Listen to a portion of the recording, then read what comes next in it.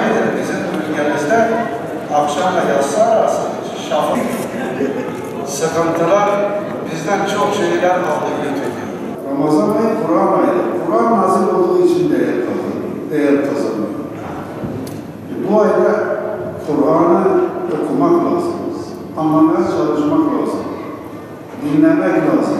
Buna biraz daha ilgi göstermek lazım. Ramazan'da bizim biraz kötü huylarımız gitsin, yerine güzel huylar gelsin. Eksikliğimiz varsa onu giderelim. Bilgimizi biraz artıralım. Düşüncemizde yanlış noktalar varsa biraz düzeltelim. İslami yönde kendimizi geliştirelim. Biz de İslami yönde bizim de bir hissemiz olsun. Bizim de bir düşüncemiz olsun. Bizim de bir derdimiz olsun. Yani Ramazan'ın bize bir katkı vermesi. Yoksa ömür boş gelir, boş gider. 100 Ramazan da gelip geçse insanda bir tesiri, bir yoksa insan tefekkür etmemişse, düşünmemişse, Allah'a dönmemişse bir faydası yok ki. Takvimde ne yazılırsa ya bunun manevi havası zaten o ölçülmez bir havadır. Böyle bir mübarek ayın hürmeti, hatrı, hayrı, bereketi bir başkadır. Yani bunun değeri bilmek lazım. Biz kardeşiz. Böyle bir mübarek geceler ve mübarek bu Ramazan ayı değerlendirmemiz lazım.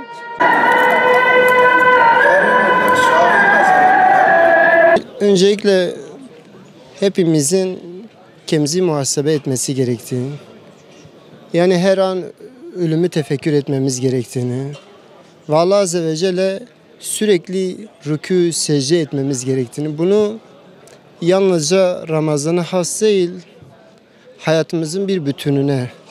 Yani Ramazan'da bizler medyatik olmamalıyız öncelikle. خلق الإنسان من قسط ولا تخسر الميزان ربكما تكذبان الله أكبر الله أكبر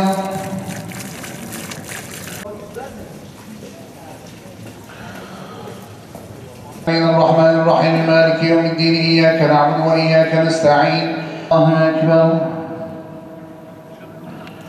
الله أكبر الله أكبر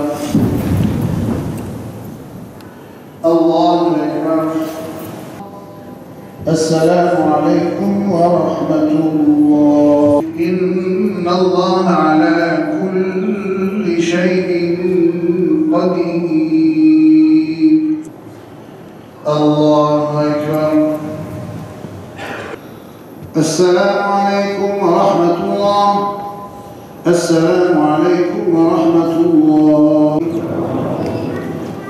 ولله على كل شيء قدير الله أكبر سمع الله لمن حمده الله أكبر الله أكبر تذل من تشاء بيدك الخير إياك نعبد وإياك نستعين اهدنا الصراط المستقيم صراط الذين أنعمت عليهم على كل شيء قدير على الضالين